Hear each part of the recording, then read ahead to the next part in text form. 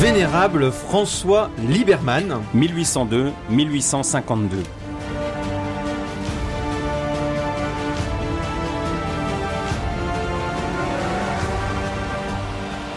Après avoir vécu presque 25 ans dans le judaïsme, Jacob Libermann se convertit radicalement au catholicisme le 13 novembre 1826. Il reçoit alors la lumière et l'élan pour ses 25 années restantes. Devenu François Libermann par le baptême, il est confronté à une grave maladie nerveuse avec des crises d'épilepsie retardant son ordination sacerdotale. Il rayonne pourtant pendant plus de 12 années auprès des séminaristes parisiens de Saint-Sulpice et d'Issy, puis chez les eudistes à Rennes, expérimentant à la fois l'emprise de Dieu sur lui et l'abandon entre ses mains. Une fois ordonné prêtre à Amiens le 18 septembre 1841 à 39 ans, la suite de sa vie est alors rectiligne, avec à peine 12 années intenses et extraordinaires. Au service de l'évangélisation mondiale, il devient l'un des acteurs majeurs de la reprise des missions catholiques en Afrique noire. Dans ce troisième volet de votre émission Pèlerin de Dieu sur les pas du vénérable François Libermann, allons à la rencontre de l'Afrique grâce à ce fondateur de l'Institut missionnaire du Saint-Cœur de Marie qui a rendu son dynamisme aux Spiritains et à leur congrégation du Saint-Esprit en les invitant à se faire tout à tous pour les gagner tous au Christ. Pèlerin de Dieu avec Franck Bétoir et le Père Jean-Baptiste Masson sur RCF Nord-de-France.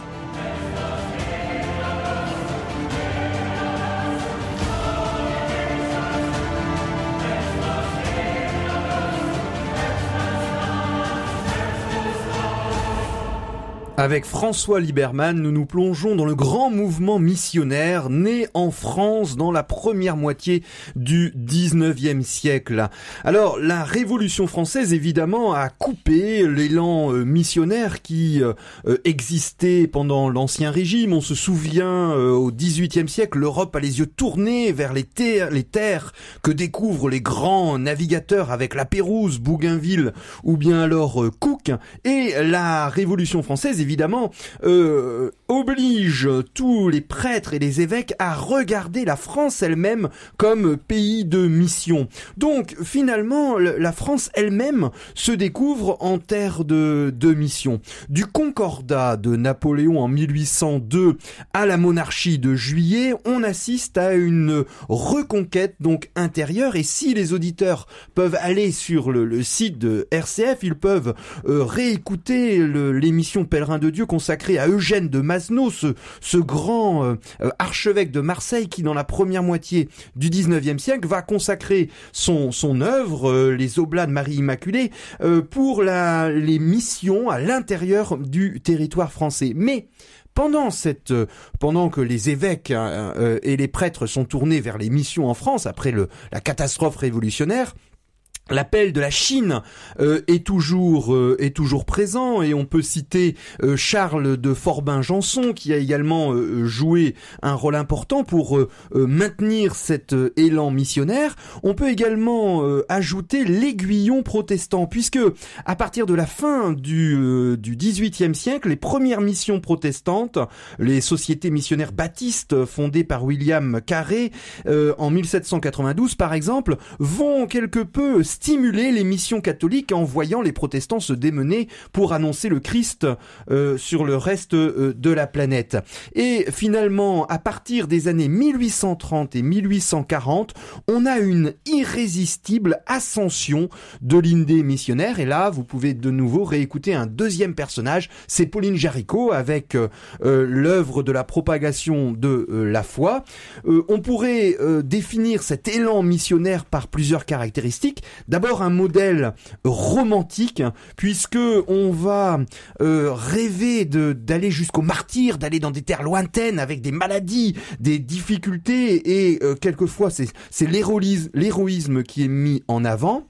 Le deuxième trait de ce grand mouvement missionnaire de cette première moitié du 19e siècle, c'est le modèle congréganiste, c'est-à-dire que À l'image des jésuites et des missions étrangères qui existaient avant le 19e siècle, la référence est à l'autorité pontificale et François Libermann va aller chercher son intuition et la confirmation de son intuition missionnaire à Rome. Enfin, le dernier élément, c'est que ce projet vise à être véritablement saint. Il y a une sainteté personnelle et communautaire qui permet aux chrétiens touchés par l'amour de Jésus de partir pour l'Afrique.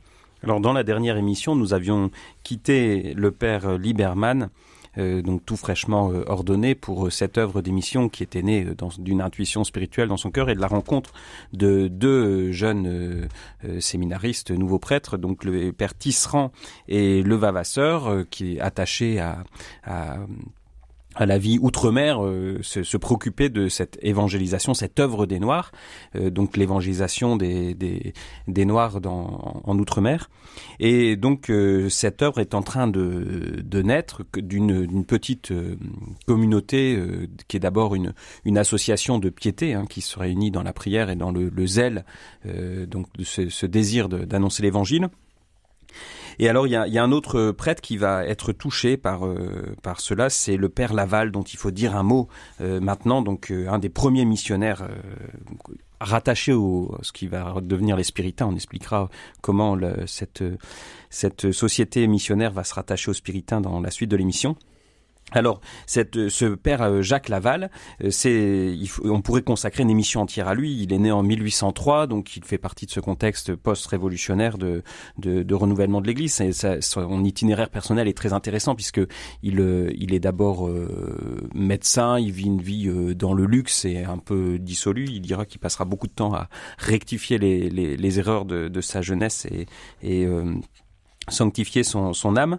Alors donc après une conversion personnelle très très belle, donc liée à un certain dégoût de sa vie mondaine et probablement aussi une chute de cheval, le passage très proche de la mort qui l'a fait réfléchir.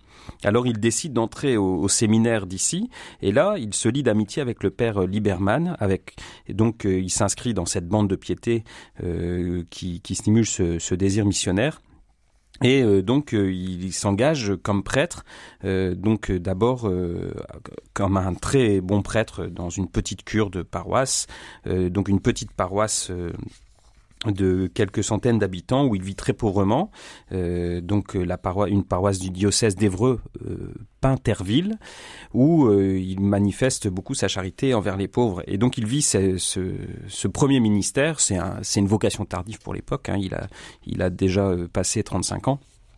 Et donc il vit ce premier ministère comme une sorte de préparation spirituelle à cet appel qu'il va entendre très fortement avec les pères Le Vavasseur et Tisserand de partir. Il entend parler de ce projet et là pour lui c'est foudroyant. Il décide de partir, s'embarquer donc pour l'île Maurice. Et il va devenir l'apôtre de l'île Maurice. Alors il y arrive dans l'indifférence générale en 1841, le 4 juin, donc il s'embarque 1841, il s'embarque de Londres pour arriver à l'île Maurice le 14 septembre. Personne ne l'attend et là donc il va commencer sa mission seul et progressivement gagner le cœur des Mauriciens. Et donc faire énormément de bien, d'abord en but à l'hostilité de l'administration coloniale qui le voit d'un œil un peu suspect, puis progressivement il va s'attacher énormément d'amitié et donc lorsqu'il mourra, eh bien ce sera pratiquement tous les habitants de l'île qui vont le remercier. Donc c'est une œuvre, il faudrait en reparler dans une autre émission, mais considérable qu'il va réaliser.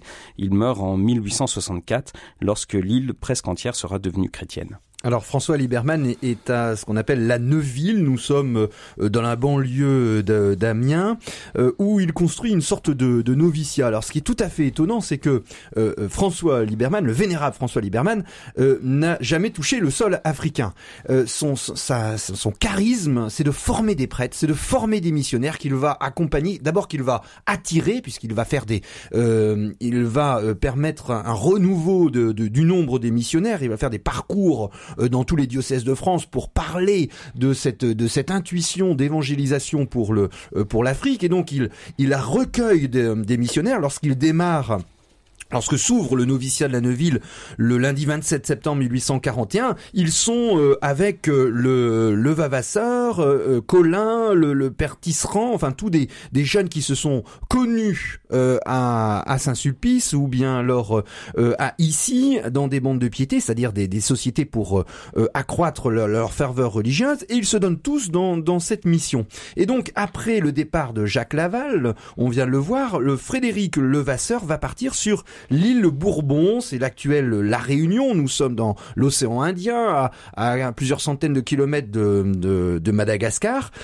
qui est aujourd'hui donc La Réunion. Il a 40 ans, le père Frédéric Levasseur. Alors il était assez compliqué à gérer, et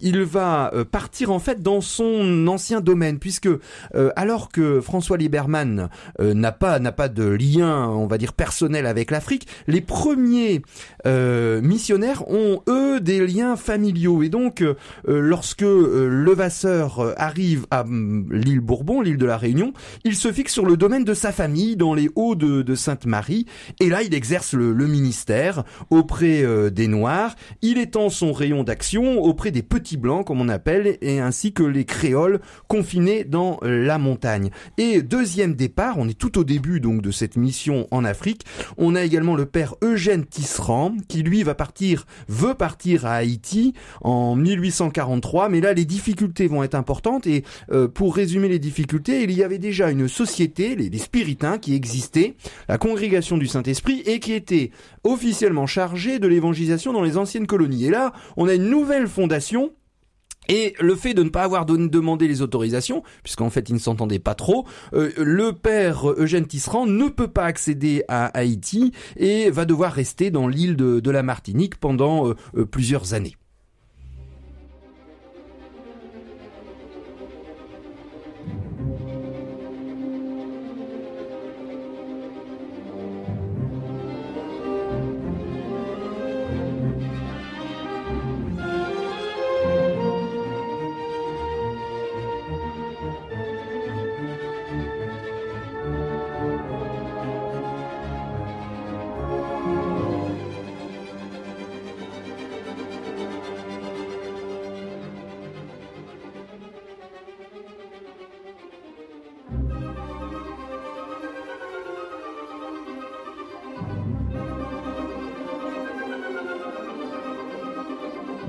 Pèlerin de Dieu avec Franck Bétoir et le père Jean-Baptiste Masson sur RCF Nord-de-France.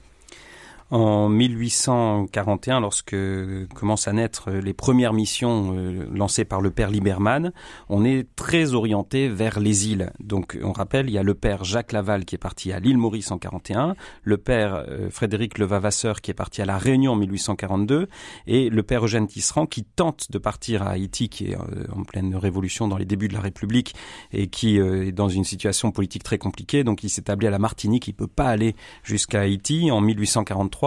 Mais donc, on est tourné vers les îles. Et l'œuvre a été fondée pour les Noirs, donc principalement en Afrique. Et on se rend compte de l'espèce d'oubli missionnaire de cette première moitié du 19e siècle dans lequel est le continent africain. Et donc il y a déjà des missions, donc notamment des évangéliques et des protestants, qui sont plus développées, et progressivement les catholiques vont commencer à se réveiller. Le père Libermann y est aussi pour quelque chose, mais les portes ne sont pas ouvertes pour un problème aussi juridique et de statut, c'est qu'il n'y a pas de possibilité pour des missionnaires d'être envoyés. La mission en Outre-mer, elle est réservée, on l'a dit juste avant la pause musicale, aux Spiritains, qui pour l'instant, donc on sent bien la convergence des objectifs missionnaires, mais la fusion va mettre du temps, ça va être un processus long et difficile.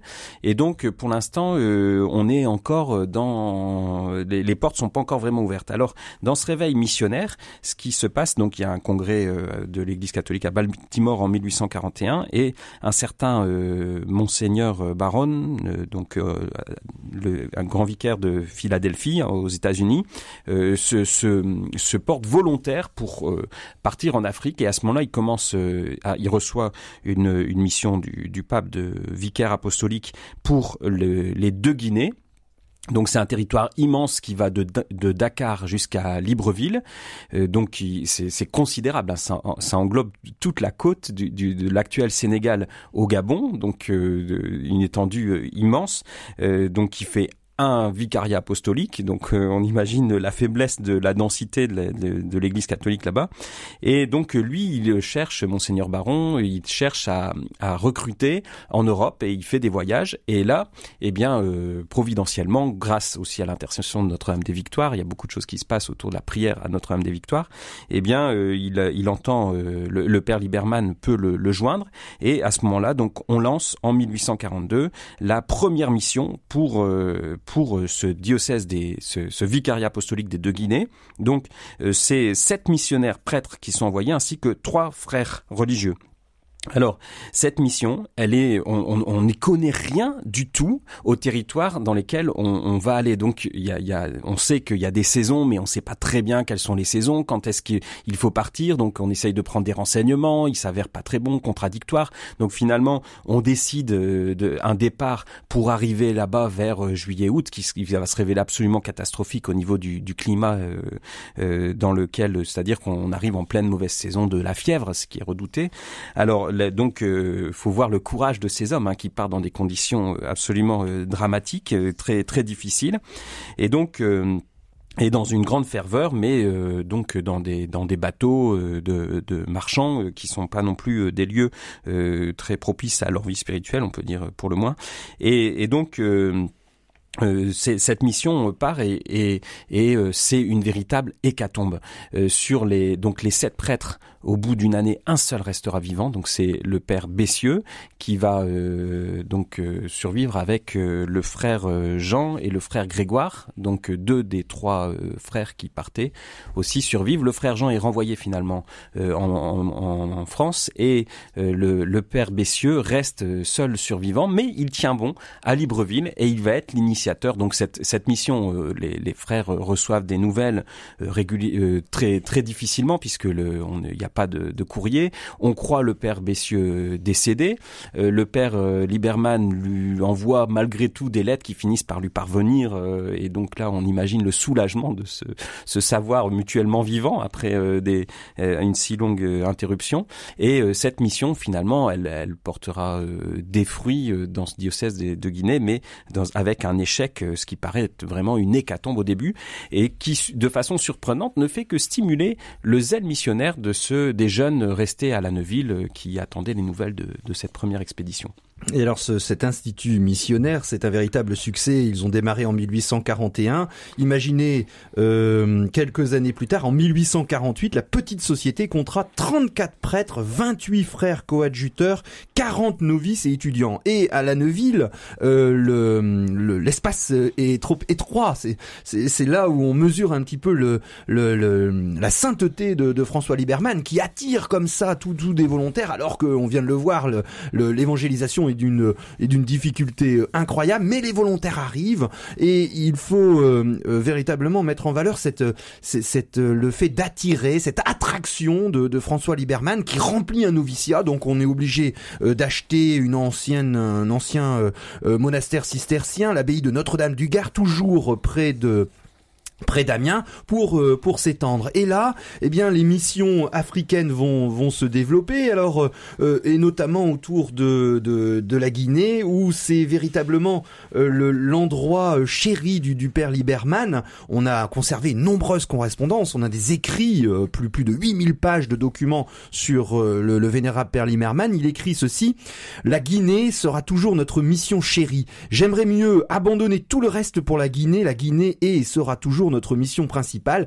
C'est elle où il y a eu le plus grand échec, mais c'est là où il a véritablement perçu ce qu'il fallait faire pour le reste de l'évangélisation. Et donc on va fonder quasiment tout le berceau de l'église africaine, notamment la ville de Dakar, lorsque à la fin des années 1840, Monseigneur Bessieux va arriver comme vicaire apostolique des deux Guinées, et Monseigneur Cobès comme coadjuteur. Alors, cette nomination est très heureuse, puisque elle suivait celle de Monseigneur Truffet, qui va vivre très peu de temps aussi à cause de sa propre intransigeance. Donc à qui était confiée la mission, Monseigneur Truffet, qui avait ce désir que en mission on vive la même austérité qu'on pouvait vivre dans un milieu dans un séminaire parisien fervent. Et donc il manquait totalement d'adaptation au climat et en face de lui on voyait Monseigneur Bessieux qui avait vu mourir ses 6 compagnons prêtres les uns après les autres de fièvre, de problèmes de sous-alimentation, etc. Lui était beaucoup plus enclin à s'adapter. Alors donc il y a cette intensité de la vie missionnaire, mais qui va se faire de façon beaucoup plus intelligente et mesurée sous le gouvernement des évêques Bessieux, donc qui est l'archevêque vicaire apostolique des 2 Guinées, et son auxiliaire, Monseigneur Aloïs Cobès. Alors, donc la mission se développe et ceci dans une ferveur très forte et une grande intensité de la vie religieuse. Les vocations affluent donc à la Neuville et donc il y a cet engouement et cet enthousiasme qu'il faut s'imaginer qu'on a du mal à percevoir aujourd'hui. Avec ces missionnaires qui savent effectivement le prix que ça peut leur coûter, le prix de leur vie dans les premiers mois d'arrivée à cause des fièvres et des difficultés des conditions de vie, mais qui sont dans une grande ferveur, une grande passion pour annoncer le Christ, donc la mission auprès des Noirs.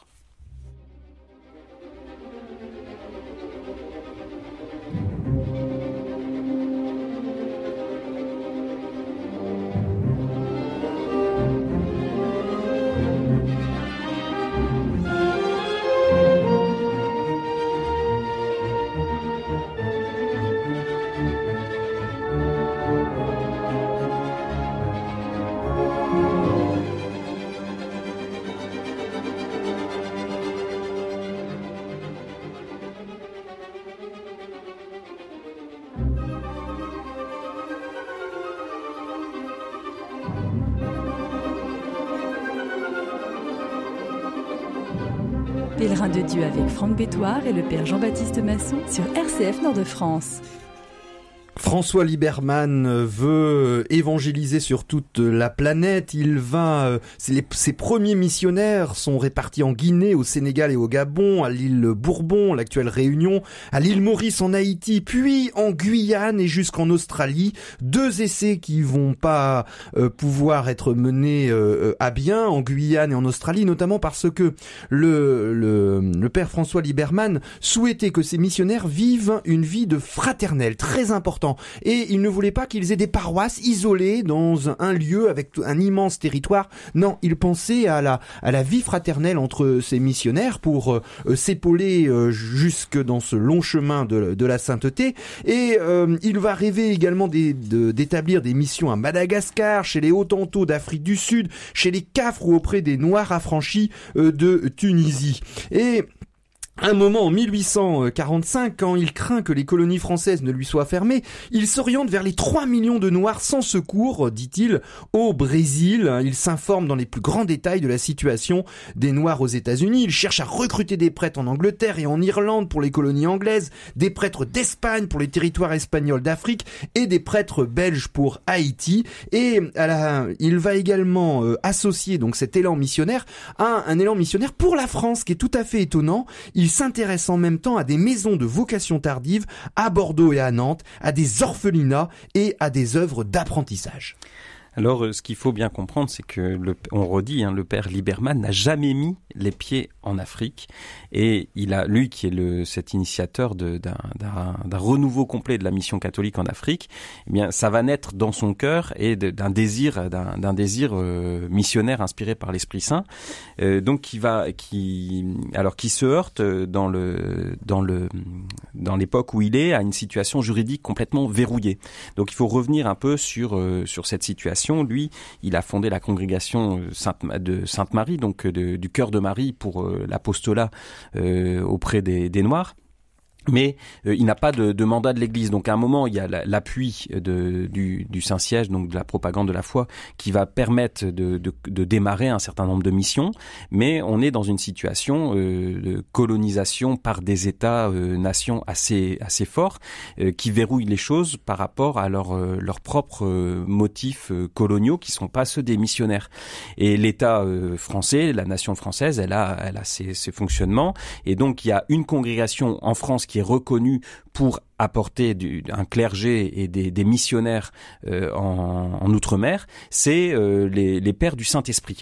Alors, il faut s'intéresser un peu à cette congrégation du Saint-Esprit, alors qui était donc depuis longtemps, on en parle au Père Liberman en disant vous devriez vous rapprocher d'eux puisque vous partagez le même motif. Effectivement, eh bien, ce que disait le Père Poulard des Places, qui fondateur en 1703 du séminaire du Saint-Esprit, il avait ce désir de porter l'évangélisation, le désir de l'évangélisation des pauvres et des infidèles, de porter dans la pauvreté l'amour de Dieu, même de trouver le martyr parmi les infidèles, au salut desquels il voulait se consacrer. Et donc il y a ce même motif spirituel, mais ça va mettre du temps et progressivement, eh bien, on va aller vers cette absorption, en quelque sorte, de la communauté fondée par Liberman, qui va apporter des forces neuves à cette congrégation, en portant ce même but de l'évangélisation auprès des Noirs.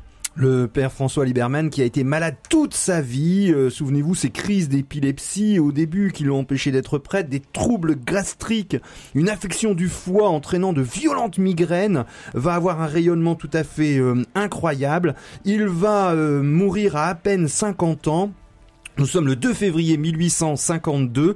Ces obsèques ont lieu dans la chapelle de la maison mère et monsieur l'abbé Desgenette, qui est lié à Notre-Dame des Victoires, chante la messe et il part alors que au vêpres on chante le cantique de Marie, il élève les humbles.